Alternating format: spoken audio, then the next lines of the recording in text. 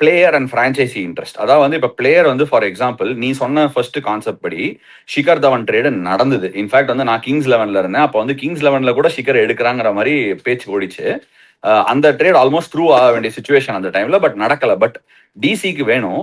அதனால என்ன பண்ணாங்க, அபிஷேக் சர்மா, விஜய் சங்கர், ஷாபாஸ் நதீம் அப்படின்னு வரிசையா பல பேரை கொடுத்து விட்டாங்க.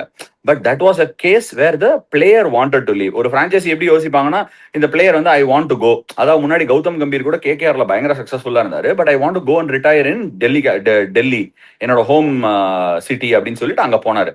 அந்த மாதிரி கேசஸ் நடக்கும். பட் மிட்ல ட்ரேட் ஆன ஒரு விஷயம் ஷிகர் தவனோடது ஒன்னு எனக்கும் பளிச்சு ஞாபகம் இருக்கு. I think it was not 3 years ago.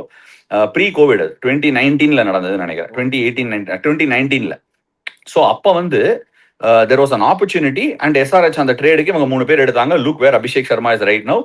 அந்த டைமுக்கு டெல்லியும் நல்லா பெனிஃபிட் ஆனாங்க. 2 ஃபைனல் போனோம் if I am not wrong. So டெல்லியும் பெனிஃபிட் ஆனாங்க. இந்த லாங் ரன் எஸ்ஆர்ஹெச்சும் வந்து ஒரு சூப்பர் பிளேயரை பிடிச்சி இப்போ அவங்களும் பெனிஃபிட் ஆயிருக்காங்க.